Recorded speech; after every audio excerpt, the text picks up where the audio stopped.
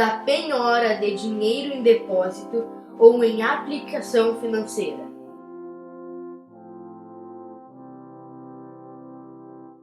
O Código de Processo Civil, em seu artigo 854, regula a penhora online, ferramenta utilizada para a constrição de dinheiro, o primeiro e prioritário bem na preferência legal da penhora. A ideia é operacionalizar por meio virtual a penhora em dinheiro, trazendo maior efetividade ao processo. Isso se dá através de um convênio realizado entre o Banco Central do Brasil, Bacen, e o Poder Judiciário, denominado de Bacen-Jude 2.0. Por meio do Bacen-Jude, os magistrados devidamente cadastrados encaminham ordens judiciais de bloqueios, desbloqueios, transferência de valores, solicitam requisições de informações, tudo isso repassado eletronicamente e instantaneamente para os bancos. A teor do artigo 854 caput, a penhora não se consuma desde logo. Num primeiro momento, há indisponibilidade dos ativos financeiros do executado, sem obviamente avisá-lo, de forma a garantir tais recursos para uma posterior penhora.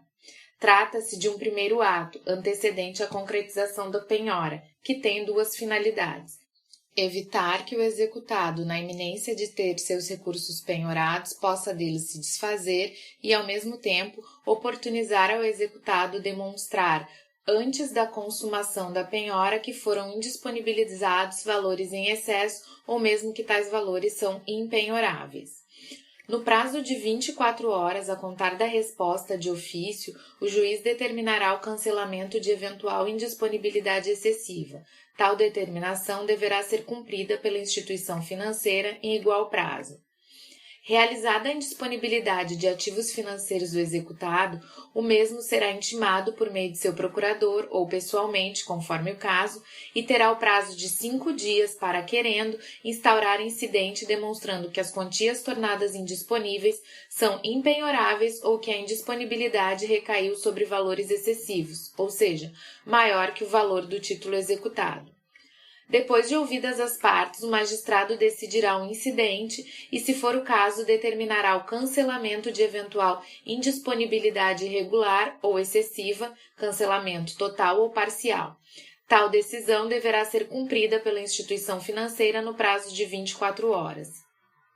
Decidido o incidente ou diante do silêncio do executado, será convertida a indisponibilidade em penhora, sem necessidade de lavratura de termo, devendo o magistrado determinar à instituição financeira depositário, que no prazo de 24 horas transfira o montante indisponível para uma conta vinculada ao juízo.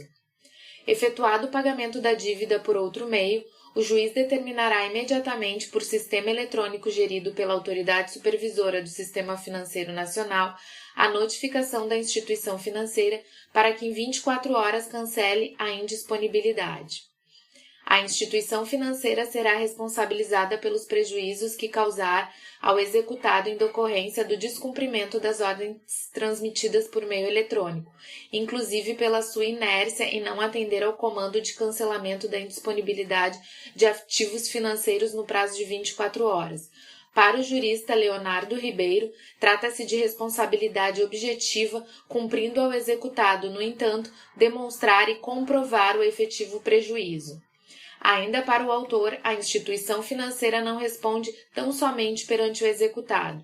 Nos termos do artigo 840, inciso 1º, ela assume a condição de depositária dos recursos financeiros e, como tal, é responsável pela guarda e conservação dos bens que lhe foram confiados, respondendo por sua perda.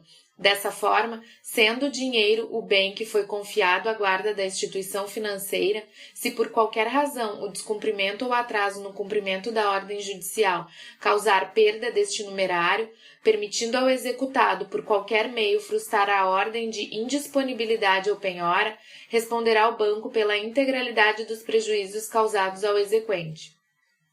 Identificada a responsabilidade da instituição bancária, tanto o executado como o exequente poderá exercer seu direito contra aquela nos próprios autos da execução, independentemente de ação autônoma. Quando se tratar de execução contra partido político, o magistrado determinará às instituições financeiras, por meio de sistema eletrônico, que tornem indisponíveis ativos financeiros somente em nome do órgão partidário em que tenha contraído a dívida executada ou que tenha dado causa à violação de direito ou dano, ao qual cabe responsabilidade exclusiva pelos atos praticados. Texto e narração de Letícia Marques Padilha. Chegamos ao fim deste episódio. Até o próximo!